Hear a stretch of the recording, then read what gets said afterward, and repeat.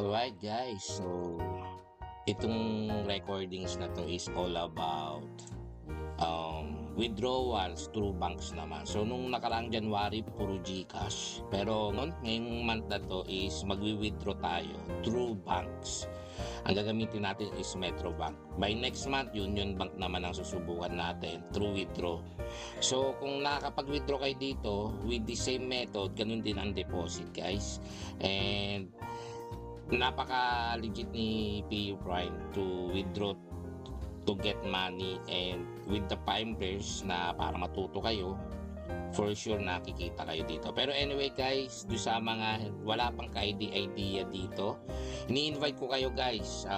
It's Friday today, sa Sunday na guys, 2 days na lang. So may event tayong mangyayari sa Primevers. So wala kayong babayaran dun, matututo kayo ng libre guys. Attend lang kayo, join with our community na Primevers.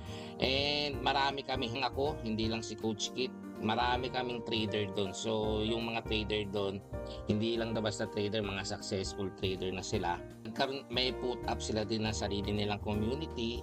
Punta kayo doon sa event na yun guys, and I'm going to show you na mamimit mo yung mga trader na yun, kung paano ba sila kumita, kung paano ba sila nagsimula, and para ma-explore nyo rin yung industry na to. O paano ba, magkano ba kinikita dito, maliit ba, malaki ba. And ang maganda dito, everything is free, wala kayong bibigay. So anong catch guys, anong catch dun? So you need to use our broker lang. Pero anyway, kung hindi nyo naman gamitin yun, hindi rin kayo makakasali sa Primevers. Pero ako dati, libre ko lang talaga binibigay ito. And I have a YouTube channel para mapanood nyo guys, na kung gusto nyo talaga matuto. Marami din mga YouTube guru, pero ang maganda dito sa community na to, syempre kailangan nyo ng investment. Paano nyo lalagay investment nyo? So kailangan nyo talaga ng broker. So anyway guys, February 13, 2026 today, and 9:05 AM. So umaga ngayon. So let's go to our screen. Paano ba mag-withdraw through bank? So siyempre pumunta tayo sa broker natin, which is the PU Prime. Pero guys, PU Prime is still not available in the Philippines, but by this month or maybe next month, for sure na magkakaroon tayo ng registration, sign up para makapag-register tayo and gamitin yung broker na yun. Pero as of now guys, we have a different kind of broker, and if you really want to trade na ngayon, or kung gusto nyo na talaga, medyo techy lang yun because hindi talaga friendly use yung broker na yun. But anyway guys, you need to message me if you really want to start now. Pero kung kaya nyo pang hintayin, gusto nyo lang mag-practice, use MetaTrader 5 for demo account. Pero anyway guys, let's go to our screen. So share screen, punta tayo PU Prime guys. So right guys, so ito, nandito tayo sa dashboard ng PU Prime. So draw to our bank. So ang gagamitin natin banks is Metro Bank. So bakit, baka may nagtatanong dyan guys, sasabihin, Coach, wala pa ba sa Pilipinas? Yes, wala pa, pero magkakaroon tayo by this month or maybe next month. So let's wait lang guys. Pero kung nakapag-sign up kayo before tinanggal ni PU Prime yung sign up kayo, because we want to be legit here in the Philippines. Even though sa ibang bansa legit naman to, syempre iba yung policy doon. So dito iba rin. So register tayo para maging legal tayo dito sa Pilipinas, even though sa lahat ng mga first world countries gumagana na to, dito lang hindi, kasi because we need to have a comply requirement. So nag-comply na tayo last year, and nag-comply tayo mga October, November. Nung time na nag-comply tayo guys, tinanggal muna yung sign up para walang masabi si SEC. So si Security Exchange Commission, so yung nagbabantay na kung ito ba scam ba ito, hindi. So we need to be a legit company. So let's wait guys, magkakaroon tayo dito sa Pilipinas. And kahit wala pa ka dito sa Pilipinas guys, very legit to, nakakapag-withdraw ko dito. And pumapasok sa GCash, banks, Philippine banks. So even though may Japan tayo, New Zealand, Canada, Africa, so guys, very legit to. Europe, meron. So anyway guys, paano ba mag-withdraw? True banks naman, pero ang gamit natin laptop version, pero same lang with the Android version or cellphone, yung withdrawal method. Magkakaiba lang yung lugar, pero hanapin nyo lang yung pangalan. Ngayon, ang tanong, paano ba mag-withdraw dito sa True Banks?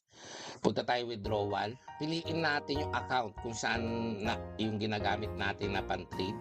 So magwi-withdraw tayo 700 guys. Kikitain pa natin yung kalahati. Tingnan natin kung bago matapos itong buwan na to. Pero itong 700 na to guys, pambayad ng kuryente, ng bills, ng baon, yun. So dito natin kukunin mga internet natin na monthly. So continue lang guys, continue. Siyempre pipiliin natin yung withdrawal method using Philippine Bank. Guys, makikita nyo yung account number nyo kung nasa kung passbook yung savings nyo or naka ATM. Pero pwedeng both. Nagbank, tas hanapin natin Metro Bank. So yun guys, withdraw tayo. Pero baka hindi nyo makita to. Pero try natin. Pakita.